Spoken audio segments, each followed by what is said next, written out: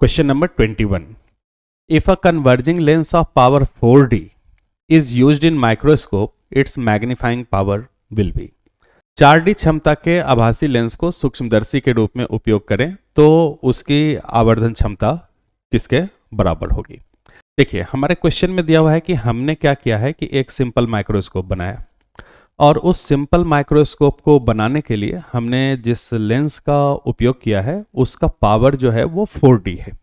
इसका मतलब हम लोग लिख सकते हैं कि 1/f जो है वो 4 के बराबर है, यानी जो f हम लोगों का है वो 1/4 मीटर, या आप इसको सेंटीमीटर में बदलना चाहें तो 100/4 यानी 25 सेंटीमीटर के बराबर है, 25 सेंटीमीटर के बराबर है।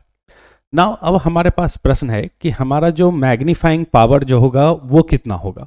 मैग्नीफाइंग पावर का फॉर्मूला होता है 1+d/f। तो 1 तो अपनी जगह है, d का मतलब है minimum distance of distinct vision 25 centimetre, और f आपने निकाल के रखा है, ये भी आपका आ गया 25 सेंटीमीटर। तो ये हो गया 1+1 यानी 2, यानी जो आपका सिंपल माइक्रोस्कोप है उसका मैग्नीफाइंग पावर जो होगा वो किसके बराबर होगा, 2 के बराबर होगा। Question number 22. A magnifying glass is to be used at fixed object of distance 1 inch. If it is to produce erect image 5 times magnified, the focal length would be. एक हम लोग के पास सिंपल माइक्रोस्कोप है जो 1 inch लंबे object का 5 गुना ज़्यादा बड़ा इमेज बनाता है। तो हमसे पूछा जा रहा है कि इस लेंस का फोकल लेंथ जो है वो किसके बराबर होगा, और अल्टरनेटिव्स में सारे अल्टरनेटिव आपके इंच में दिए हुए हैं, यानी हमको जो आंसर निकालना है वो किस में निकालना है, इंच में। यानी मैग्नीफाइंग पावर जो है, मैग्नीफाइंग पावर का मान जो है वो हम लोग को दिया हुआ है कि मैग्नीफाइंग पावर 5 है, तो हम लोग को बताना है कि उसका फोकल लेंथ जो है वो किसके बराबर होगा। हम लोग जानते हैं कि एक सिंपल माइक्रोस्कोप का जो मैग्नीफाइंग पावर होता है वो होता है 1+d/f के बराबर। हमारा क्वेश्चन में दिया हुआ है कि मैग्नीफाइंग पावर हमारा 5 है, 5 बराबर 1, और ये हो गया 25 सेंटीमीटर और बटा f। अगर हम लोग इसको सॉल्व करें तो 4 बराबर हो गया 25/f, यानी f बराबर हो गया 25/4, 25 और बटा 4, ये इतना आ गया सेंटीमीटर। लेकिन हमें इसको बदलना है किस में, हमें इसको बदलना है इंच में। तो सेंटीमीटर को अगर आप इंच में बदलना चाहते हैं तो आपको क्या करना पड़ेगा कि इसमें 2.54 से भाग देना पड़ेगा, 4 गुना 2.54, तो ये अप्रॉक्सीमेटली 2.5 इंच के बराबर आ जाएगा, और यही हमारा आंसर हो जाएगा। Question number 23. The magnifying power of magnifying glass of power 12D is equal to. हम लोगों के एक मैग्नीफाइंग ग्लास है और उसमें जिस लेंस का यूज कर रहे हैं उसका जो पावर है वो हम लोग का 12D के बराबर है। तो हमसे पूछा जा रहा है कि उसका मैग्नीफाइंग पावर कितना होगा। देखिए हम लोग जानते हैं कि मैग्नीफाइंग पावर जो होता है वो किसके बराबर होता है, तो 1+d/f के बराबर होता है। लेकिन ये जो 1/f है इसको हम लोग पावर ऑफ लेंस के नाम से भी पुकारते हैं, power of lens into D. तो अगर आप यहाँ पे यूज करना चाहते हैं तो पावर ऑफ लेंस दिया हुआ है 12 और डी का मतलब 25 सेंटीमीटर, जिसे हम लोग SI यूनिट में लिखें तो 0.25 मीटर। तो this will be equal to 1+3 that is 4, यानी जो मैग्नीफाइंग ग्लास है उसका जो मैग्नीफाइंग पावर है वो किसके बराबर होगा, 4 के बराबर होगा। ध्यान रहे कैलकुलेशन के दौरान हमने चूंकि P पावर को लिया है डायोप्टर में, तो हमारा डायोप्टर SI यूनिट है, तो जो भी हमें कैलकुलेशन करना होगा वो सभी हमें करना होगा SI यूनिट में। और ये जो D होता है list distance of distinct vision, ये 25 सेंटीमीटर होता है, इस कारण से अक्सर गलती हो जाती है। इसको हम लोग 0.25 मीटर लिख के कैलकुलेट करेंगे तो हमारा आंसर जो है वो हमेशा क्या रहेगा, सही रहेगा। Question number 24. The SI unit of power of a lenses, किसी लेंस के पावर का SI यूनिट क्या होता है। देखिए पावर जो है वो 1/, फोकल लेंथ होता है, यानी फोकल लेंथ का मतलब लंबाई 1/, मीटर। तो पावर का यूनिट तो होगा मीटर का पावर -1।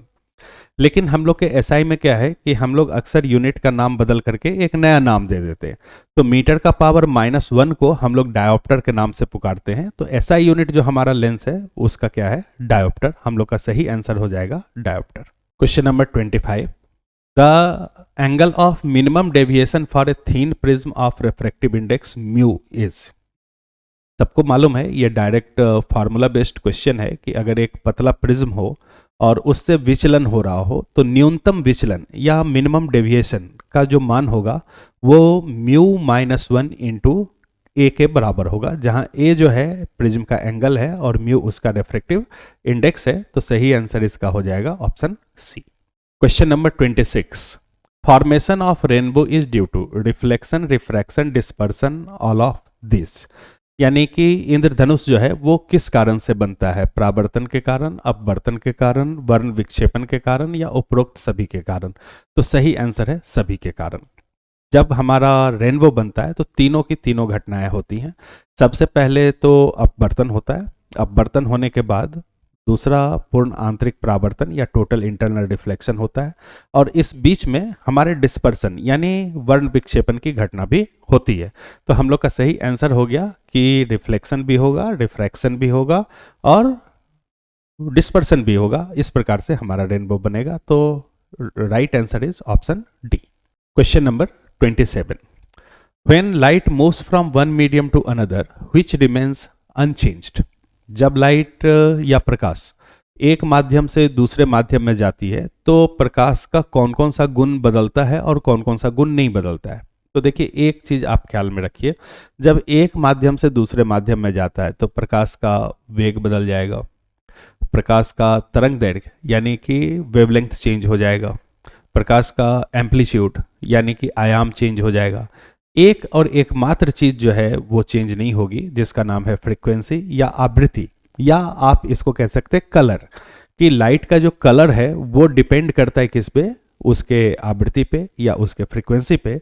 तो लाइट जब एक मीडियम से दूसरे मीडियम में जाएगी तो उसकी सारी की सारी प्रॉपर्टीज चेंज होगी एक्सेप्ट वन प्रॉपर्टी, और वह प्रॉपर्टी है फ्रीक्वेंसी या आवृत्ति। 28, स्कैटरिंग इज प्रोपोर्शनल टू प्रकीर्णन। लाइट जाती है और किसी चीज से टकरा करके फिर दूसरी दिशा में फैल जाती है, तो इस घटना को हम लोग प्रकीर्णन या स्कैटरिंग के नाम से पुकारते हैं।